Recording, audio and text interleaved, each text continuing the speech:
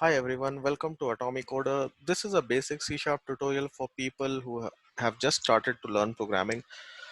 First, in order to start programming, you will need a code editor, which can understand the syntax of the language. Now, what is syntax? It's just basically the grammar of your code. And right now, just don't worry too much about it.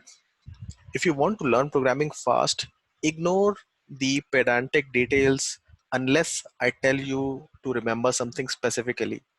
Secondly, what you will need is a compiler or an interpreter depending on the kind of language you will be using. C Sharp is a compiled language. Now, when you combine the editor, compiler, and some more bunch of features, don't worry about them for now, what they are. Just think that an editor, a compiler, and a lot of more features that application will give you is what is called an IDE. The IDE that we will be using for C Sharp is Visual Studio. So you can download it from this website and you just go to Microsoft's website, you click on Visual Studio. Don't worry about this. I'll give you this link in the description.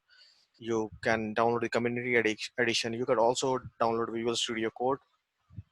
Please know that most of my demos, I mean almost all of my demos will be on Visual Studio, not Visual Studio Code.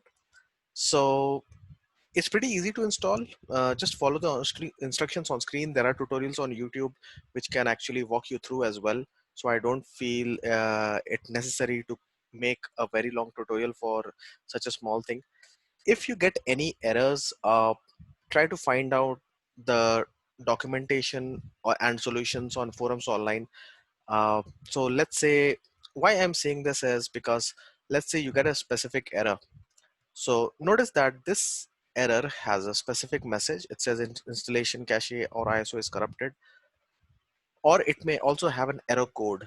Always remember, as a programmer, you need to solve problems quickly. And in order to solve problems quickly, the first and foremost thing you need to learn is how to search stuff on Google.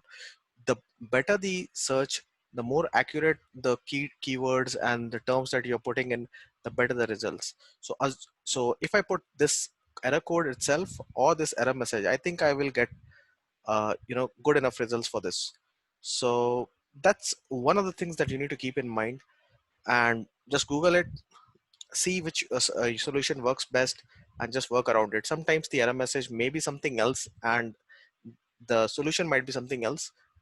Don't worry too much about it for now. You will get the hang of it as you keep learning and growing. There will be tough days and there will be easy days. Also remember, when you are learning a new language, always trust the original source. Basically, if you are learning any language, always go to the original documentation by the people who have created that language. I mean, these documentations, could be cryptic and difficult to understand, or may even have mistakes of their own. The point is, just don't blindly follow anything. To be a programmer, at least for first 4 and 5 years, you have to keep a very, very open eye and mind. Don't assume anything. If you assume anything, it will straight away take you to in the wrong direction, and you might end up wasting too much of time. Remember a simple quote: stop assuming, start asking. The moment you are not sure about something, ask. So this is one of the documentations. Again, I will put the link in description.